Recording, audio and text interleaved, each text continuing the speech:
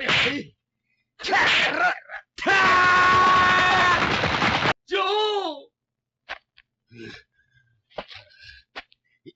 ョーの野郎。鬼姫が完全にぶっ潰しやがって。Oh my god. Hello everyone, welcome to Joe Consumes Cinema. I'm your host, Full Recovery, and today we have Ashita no Joe, episode 40. So last episode was great. We had the fight between Joe and Wolf. You know, the triple cross, but honestly, Joe took a ton of damage, held it together just long enough to set up that, triple cross at the end.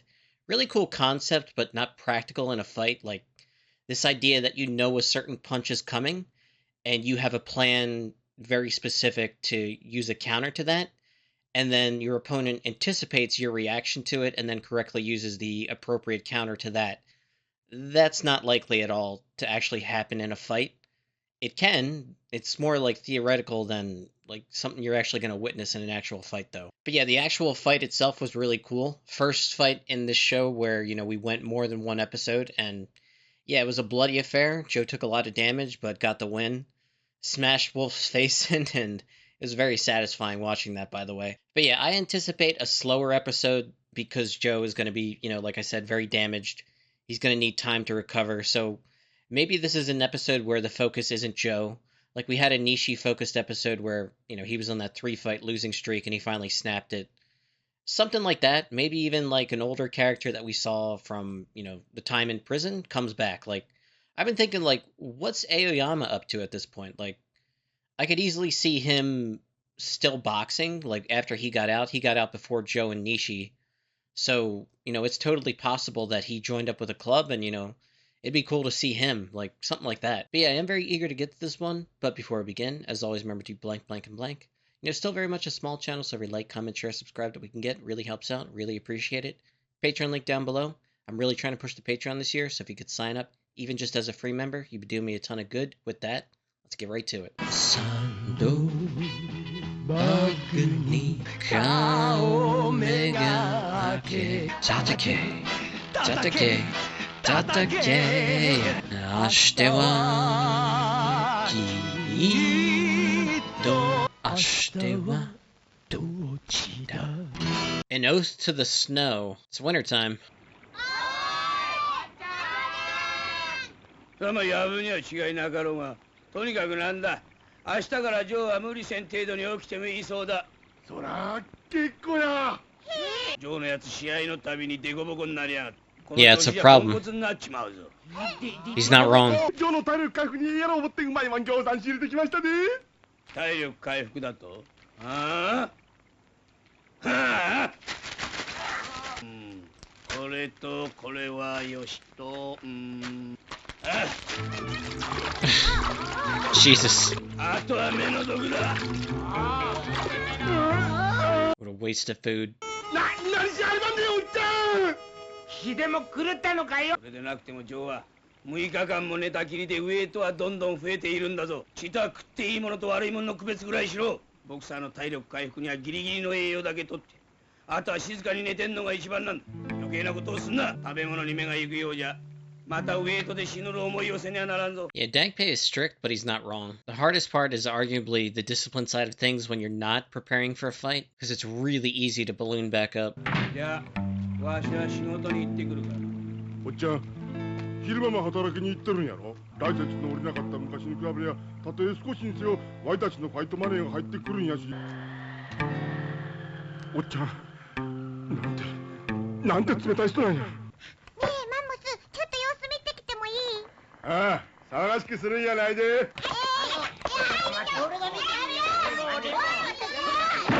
If you're quiet, Jesus. もうちょっと静かにできねえのかよ。ああ、まったく眠りやしねえ。ああ、腹減った。体もなまってきたこったし、そろそろトレーニングと行くかい。無茶したらあかんで。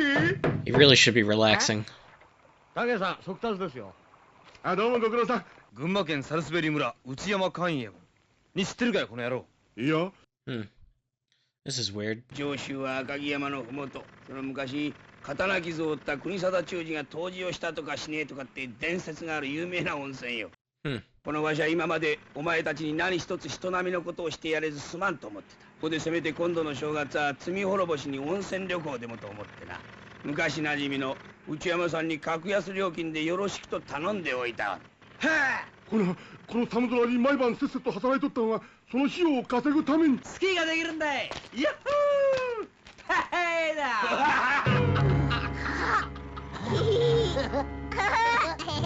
もたもたしててあのちびすけどもに嗅ぎつけられてもしたら大事だからな。さあ早く。あ？おはようございます。いや、段平さん、我々ドヤ街の住人を温泉に招待してくれるとは全くお偉いお人だ。Oh, what the hell? さてはちびすけども。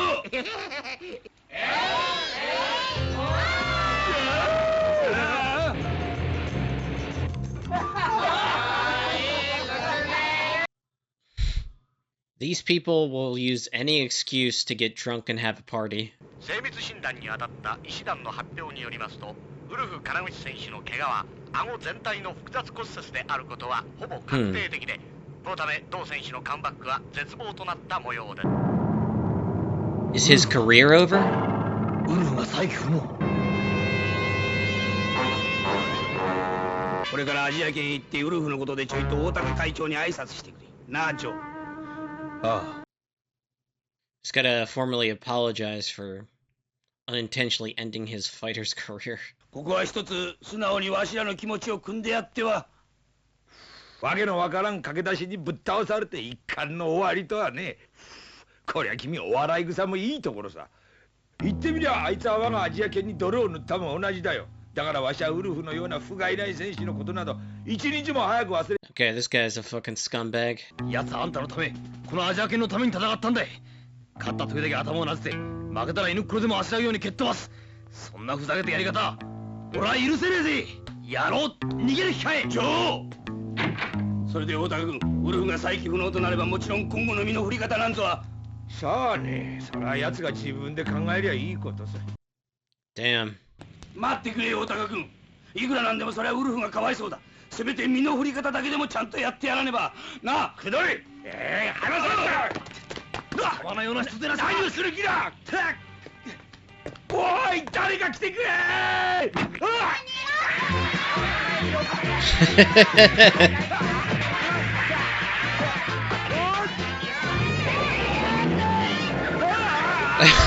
Holy shit. Even the bus driver's getting in on it.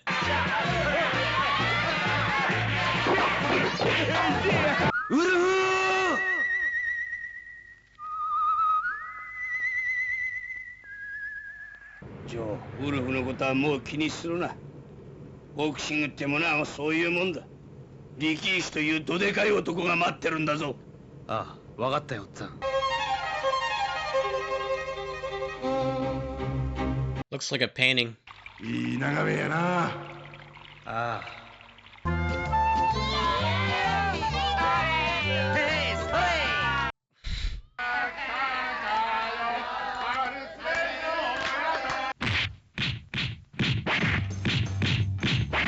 Rikishi hard at it. He's got his fight with Joe lined up, and that's all the motivation he needs.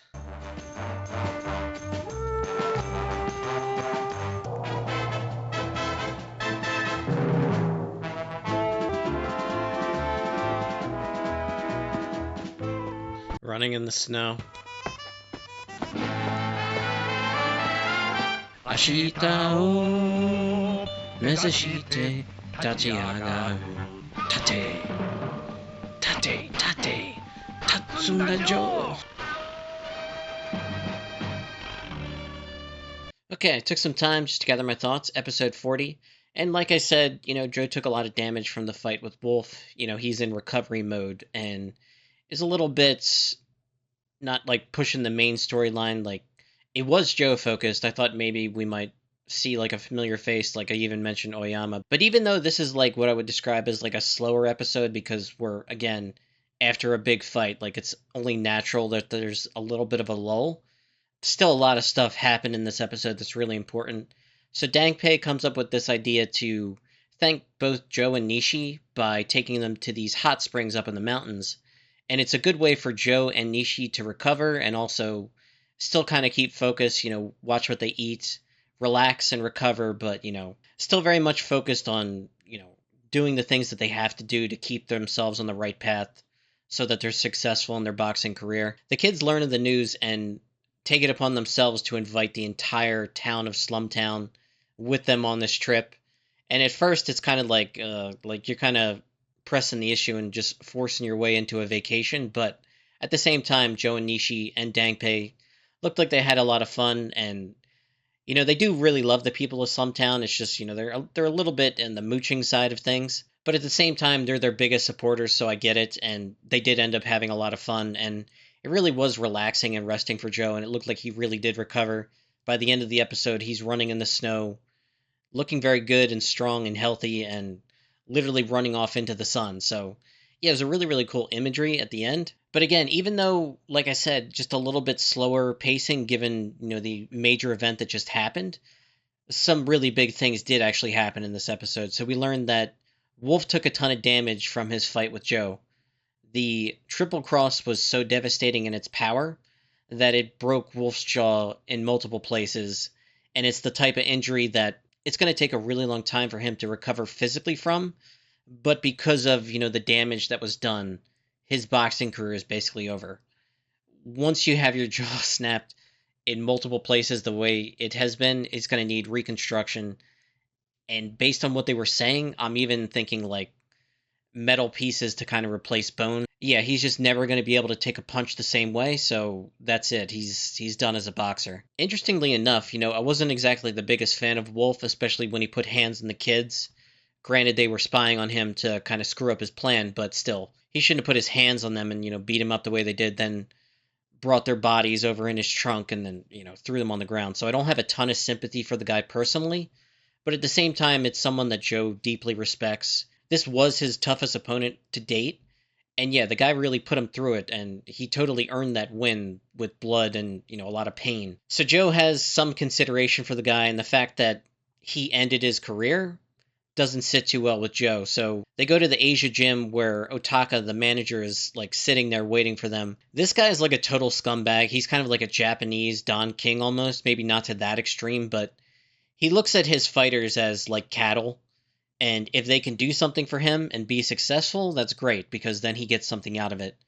If they can't, like with Wolf's situation where, he's just so damaged that he's done as a boxer for good, then he doesn't give a shit about them, and he'll discard them, throw them in the trash. This sets both Dangpei and Joe off, rightfully so. They, chase him out of the building, basically, and then the kids start throwing all their food at him. It was really cool how the bus literally cut him off from his escape, and then they kept throwing food at him. Like, that guy's a scumbag, so he deserved way worse than that. But yeah, that's part of the boxing world, unfortunately, is you have these people that pretend to be mentors, like Dangpei. Dangpei is legit. Like, he actually believes in Joe and cares about Joe, and if Joe suffered that type of injury, he wouldn't just, throw him away in the trash. He's like family to him. And yeah, he, worked that job to help him out and try and find something for him to do so he would have some kind of life. This guy just threw Wolf in the trash like it was nothing, and he's just on his own, and Dangpei has been through it where he was on the receiving end when I'm guessing he lost that eye and his career was over. He probably had some manager that, was in a similar spot as Otaka and then just threw him in the trash like that. So he knows what it's like to be left alone once you can no longer perform in the ring. And yeah, that's one of the most messed up things about boxing and, the fighting world in general is shit like that really does happen. It's really messed up, but it's cutthroat and it's just part of the business, unfortunately. So Joe looks like he's fully recovered. I do think the fact that Joe keeps taking so much damage in his fights is really something of grave concern. Like, I've mentioned it before, Dangpei mentioned it specifically in this episode. And yeah, he's got to think of some way to... I mean, it's entertaining as hell for the crowd to see a boxer, get the shit beat out of him and come back and then win by KO. That's really, fun to watch and thrilling in the moment, but long term, you got to focus more on the defensive side of things and reduce that damage. Otherwise, Joe's career could be done before he gets to I think he's 9-0 now. He'll start to get into those double digits, and because of the damage he's taken, eventually if he gets put out, he's not going to be able to come back from it like he did here. But yeah, something to keep in mind going forward, because Joe's path for, like, the trajectory of his career is not somebody you'd see, like, going 40-plus fights. Like, this is, like, low 20s, and then his jaw goes, and then he starts taking more and more damage, gets knocked out easier and easier, and then that's the end of his career. He's in a situation where, like Wolf was in, where he got his jaw broken multiple places, and then that's it. You're done. Other than that, we did see a quick glimpse of Rikishi. He looks very, focused and dedicated to training. He has his motivation to fight Joe, and I don't know how long they're gonna, like, push this off, because we just did episode 40, and yeah, I've been told by people in the comments that there's a bomb coming in episode 50. Nobody gave me a spoiler or anything, just, there's going to be something big that happens at that point, and I don't know how long they can push off Joe's fight and Rikishi's rematch. But yeah, I'm guessing it's something else, because this seems like we're going to get Joe versus Rikishi in the next 2, maybe 3 episodes, which, should be really cool. Honestly, I'd have to favor Rikishi as things are right now, but you never know. Joe could surprise everybody again, including me. He's done so before. But yeah, I really can't think of anything else to say, so as always, thanks for watching, and peace.